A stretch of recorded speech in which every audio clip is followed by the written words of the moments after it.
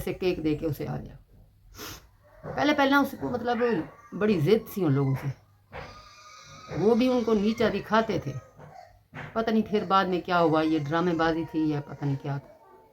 خیر جب میں گئی کیک لے کے، السلام علیکم، کیا حال ہے؟ ٹھیک ہے، طبیعت سے ٹھیک ہے، امید کرتی ہوں آپ سب خیریت سے ہوں گے۔ پہلی بات یہ ہے کہ ابھی مطلب انہوں نے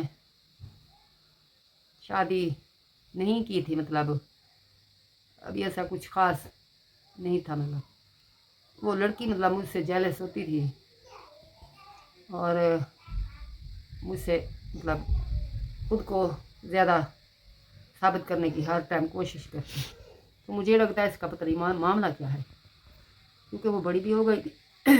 تو اب اس وجہ سے مجھے عجیب سمجھ میں کچھ نہیں آتا۔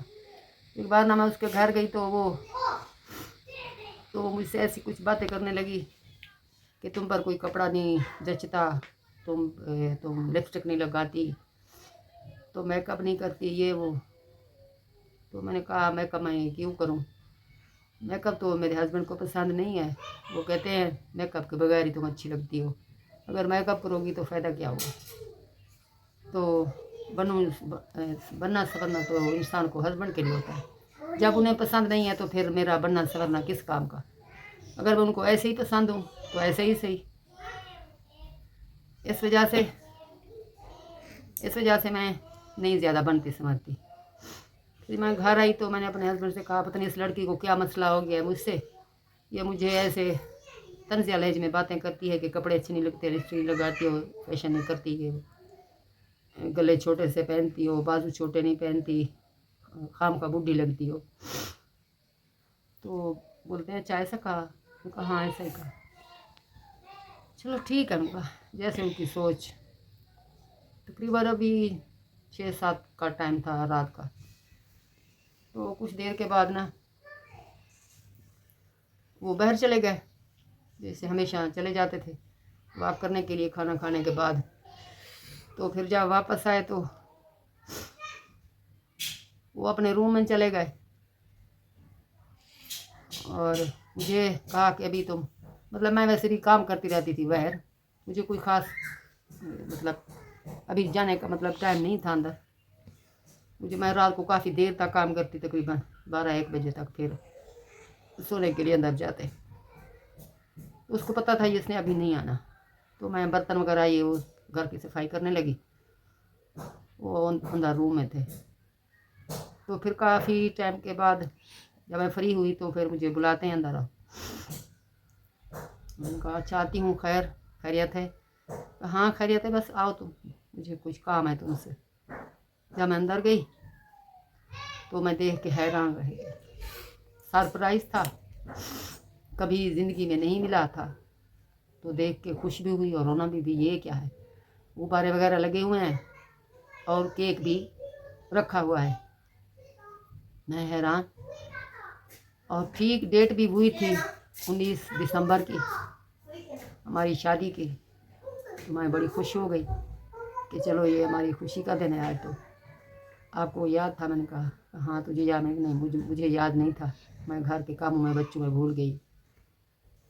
تو چلو بولتے ہیں ابھی چینج کرو، کیک بعد میں کاٹتے ہیں، تو سگرے بناتے ہیں، بچوں کو بھی اندر بلا لو، بچے سو رہے تھے، نے کہا ابھی نہیں سونا۔ پھر بچوں کو اندر بلا کے سب کو کیک وغیرہ کھلایا، کیک وغیرہ کھلا کے پھر مجھے بولتے ہیں یہ ابھی لپسٹک وغیرہ لگائی ہے نا؟ ہاں لگائی ہے۔ تو لگا کے ہر چیز میک اپ وغیرہ کیا میرا تھوڑا بہت خود انہوں نے۔ میں حیران رہی، میں نے کہا یہ کیا مسئلہ ہے آج؟ خوش بھی ہو رہی تھی اور حیران بھی کہ یہ کیا مسئلہ ہے۔ بولتے ہیں ابھی جب تیار ہو گئی، اچھی لگ رہی ہو، اس دن سوٹ بھی میرا ریڈ تھا، تو پھر نا مجھے بولتے ہیں یہ کیک اٹھاؤ، آپ اسی حالت میں جاؤ، اس کو بولو آپ دیکھو اچھی لگ رہی ہوں کہ نہیں بولنا کچھ نہیں، تو بس ایسے کیک دے کے اسے آ جاؤ۔ پہلے اس کو مطلب بڑی ضد تھی ان لوگوں سے، وہ بھی ان کو نیچا دکھاتے تھے، پتہ نہیں پھر بعد میں کیا ہوا، یہ ڈرامے بازی تھی یا پتہ نہیں کیا تھا۔ خیر جب میں گئی کیک لے کے، یقین جانے وہ لڑکی منہ میں انگلی ڈال کے بیٹھی رہی، حیران پریشان कि रात के इस पहर तकरीबन 10-11 का टाइम हो रहा होगा, इस पहर, और वो भी बन संवर के केक लिए आई है। मैंने कहा आज हमारी यूनिवर्सिटी थी शादी की, तो इसलिए मेरे हस्बैंड ले आए थे और मुझे मेकअप भी उन्होंने खुद किया है। अच्छा, फिर बोलती है अच्छा नहीं, हाँ सही। फिर बस ऐसे ही चलता रहा, मतलब मुझे एहसास हो गया कि सही है, मेरे साथ है मेरा हस्बैंड। मैं मुतमईन रही कि अब ये मुझसे कोई नहीं छीन सकता, अब ये कहीं भी नहीं जा सकते। और फिर जब वापस आई तो घर बच्चे भी सो रहे थे उस टाइम, तो फिर मुझे बोलते हैं ये हमारे मयार की नहीं है, तू इतनी पागल ना बन, ना तुझे परेशान होने की ज़रूरत है, ये मेरे मयार की नहीं है, तू परेशान ना हो रहा कर। बस इसी तरह सिलसिला चलता रहा। अब तो ये है कि ये हाल अहवाल देते हुए, वही बातें, वही सिचुएशन याद करके इस हाल को मैं पहुँच गई हूँ। आप खुद समझ सकते हैं, जिन दिनों ये हाल मुझ पे गुजरा, ये जुल्म मुझ पे गुजरा, जो यकीन जब टूटा, जब एतमाद का रिश्ता टूटा, तो बाकी क्या बचा। मेरा सब कुछ गंवा के लेके इस तरह एतमाद का रिश्ता, प्यार का रिश्ता, सब वो अपने साथ ही ले गया। मुझे बस हैरान करके, परेशान करके छोड़ गया कि तुम सोचती रहो, परेशान होती रहो। शायद इस शख्स के साथ मेरी शादी भी ना होती, लेकिन उसमें कुछ मेरी अपनी गलती भी थी, मेरी अपनी गलती भी थी, क्योंकि मेरे माँ बाप ने मेरा रिश्ता कर दिया था। खासकर मेरे अबू ना उस टाइम जिंदा थे, तो उन्होंने अपने हाथ से दस्तखत किए थे रिश्ते पे, निकाहनामे पे।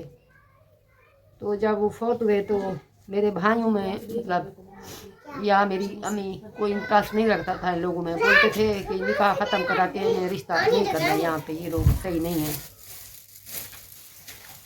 तो मैं बोलती नहीं, अब निकाह हो गया है तो क्या करेंगे, अब अच्छा नहीं है। किसी और के घर जाऊंगी तो बोलेंगे एक निकाह छोड़ के दूसरे निकाह पे आई है दूसरा। तो इस वजह से, इस ताने से, इस परेशानी से बचने के लिए आप लोग ना मेरा निकाह यहाँ पे रहने दें। बेशक शादी ना करें, जब नसीब में होगा तो होगी, नहीं तो नहीं। इस शायद जिद की वजह से मुझे सज़ा मिली, क्योंकि माँ बाप भी फौत हो गए थे। भाई ने भी कहा कि चलो छोड़ो, से भी कहा क्या ख़त्म करें इसका। फिर शादी हो गई थी।